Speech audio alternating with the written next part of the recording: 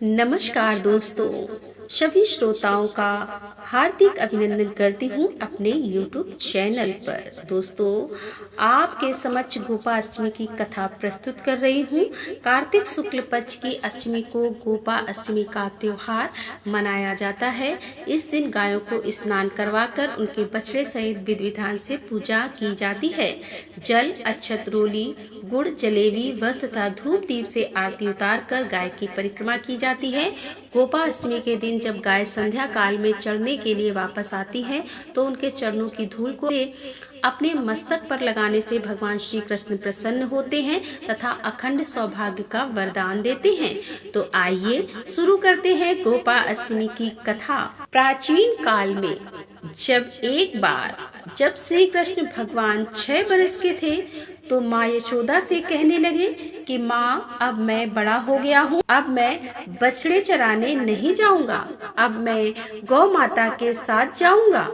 इस पर यशोदा माँ ने नंद बाबा पर बात टाल दी और कहा, अच्छा ठीक है, लेकिन एक बार अपने बाबा से पूछ तो लो। लोग इस पर भगवान श्री कृष्ण नंद बाबा से जाकर कहने लगे, बाबा अब मैं बछड़े नहीं बल्कि गाय चराने जाऊंगा। नंद बाबा ने भगवान श्री कृष्ण को समझाने की बहुत कोशिश की, लेकिन बाल गोपाल की हट के आगे उनकी एक न चली।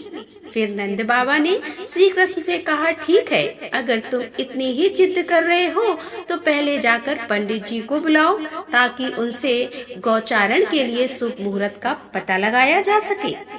यह सुनकर श्री कृष्ण भगवान दौड़ते दौड़ते पंडित जी के पास पहुँचे और एक ही साथ में उनसे कहने लगे, पंडित जी, आपको नंद बाबा ने गौचारण पर मुहूर्त देखने के लिए बुलाया है। आप आज ही का शुभ मुहूर्त बता देना। अगर आप ऐसा करेंगे तो मैं आपको खूब सारा माखन दूंगा। पंडित जी श्री कृष्ण भगवान की बात सुनकर मुस्कुराने लगे और नंद बाबा के पास गए और बार बार पंचांग देखकर गणना करने लगे। तब नंद बाबा ने पूछा, पंडित जी क्या बात है, आप बार बार क्या गिनती कर रहे हैं? पंडित जी बोले, क्या बताएं नंद जी, केवल आज का ही मुहूर्त निकल रहा है, इसके बाद तो पूरे 1 वर्ष तक मुहूर्त नहीं है।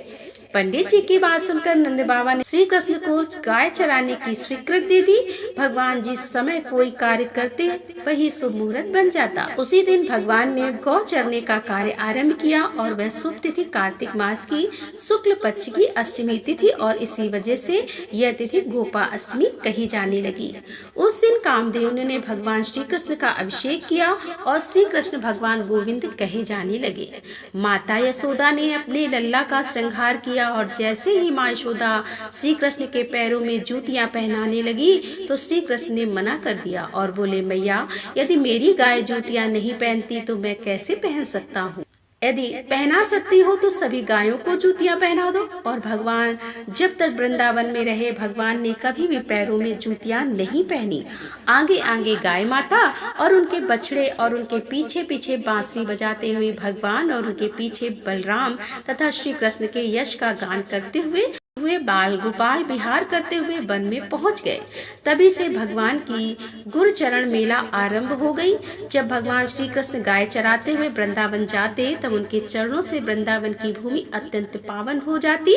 वह वन गायों के लिए हरी भरी घास से युक्त एवं रंग बिरंगे पुष्पों की खान बन गया। इस प्रकार गोपाष्टमी की कथा पूर्ण हुई। बोलो बाके बिहारी लाल की जय।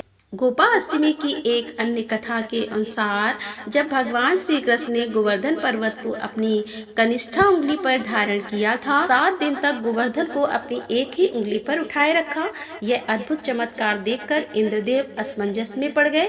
तब ब्रह्मा जी ने इंद्रदेव को बताया, श्री कृष्ण और कोई नहीं भगवान विष्णु के अवतार हैं।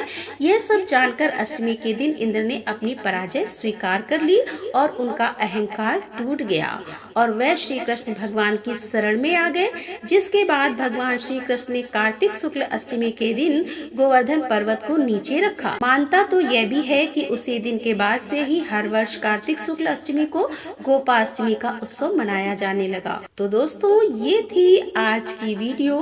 यदि वीडियो पसंद आई हो तो कमेंट बॉक्स में जय श्री कृष्णा, ओम नमो भगवते वासुदेवाय नमः लिखना ना भूले।